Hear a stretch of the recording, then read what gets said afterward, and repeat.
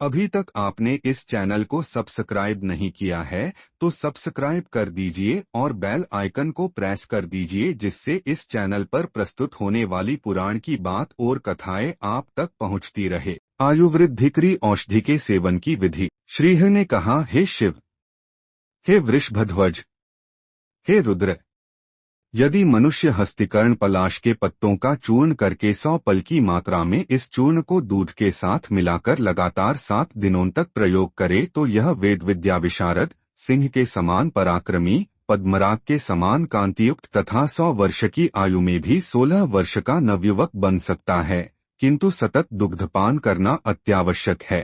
हे शिव, मधु और घृत से युक्त दूध का सेवन आयुवर्धक होता है। उक्त हस्तिकर्ण पलाश के चूर्ण को मधु के साथ लेने से प्राणी 10,000 वर्ष की आयु प्राप्त कर सकता है।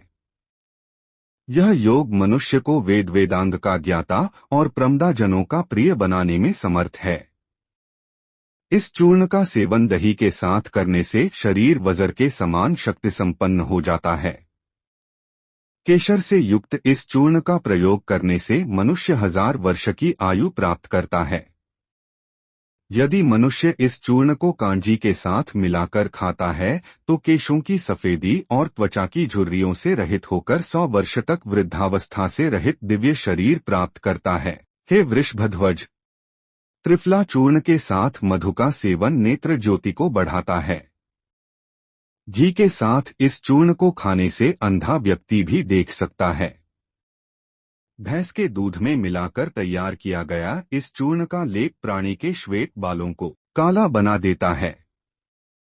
खलवाट के बाल भी इस लेप के प्रयोग से निकल आते हैं। इस चूर्ण को तेल में मिलाकर शरीर में लगाने से बाल पकने का प्रभाव तथा त्वचा की झुर्रियों का प्रकोप समाप्त हो जाता है। इस चूर्ण का मात्र उपटन लगाने से सभी रोग दूर हो जाते हैं। बकरी के दूध में मिलाकर इस चूर्ण का अंजन 1 मास पर्यंत नेत्रों में लगाने से निर्बल दृष्टि सबल हो जाती है। श्रावण मास में छिलके से रहित पलाश के बीजों को लेकर उनका चूर्ण मक्खन के साथ आधे कर्ष की मात्रा में खाना चाहिए। भगवान हरि को नित्य प्रणाम करके इस चूर्ण का सेवन करना चाहिए। हे हर, इसके सेवन के पश्चात जल पीते हुए पुराने साठी चावल का भात पथ्य है। इस योग का पालन करने वाला व्यक्ति वृद्धावस्था से रहित होकर 1000 वर्ष तक जीवित रह सकता है। पुष्य नक्षत्र में भृंगराज की जड़ को लाकर उसका चूर्ण बनाना चाहिए। यदि प्राणी कांजी के साथ उस चूर्ण का सेवन करे तो मात्र 1 मास में वह बलिपलित रोग से रहित हो जाता है। इसका बराबर प्रयोग करने से मनुष्य 500 वर्ष तक जीवित रह सकता है और वह हाथी के समान शक्ति संपन्न हो जाता है।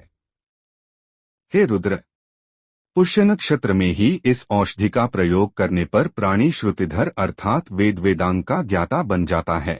ऐसी और वीडियो के लिए लाइक करें, शेयर करें और सब्सक्राइब जरूर करें।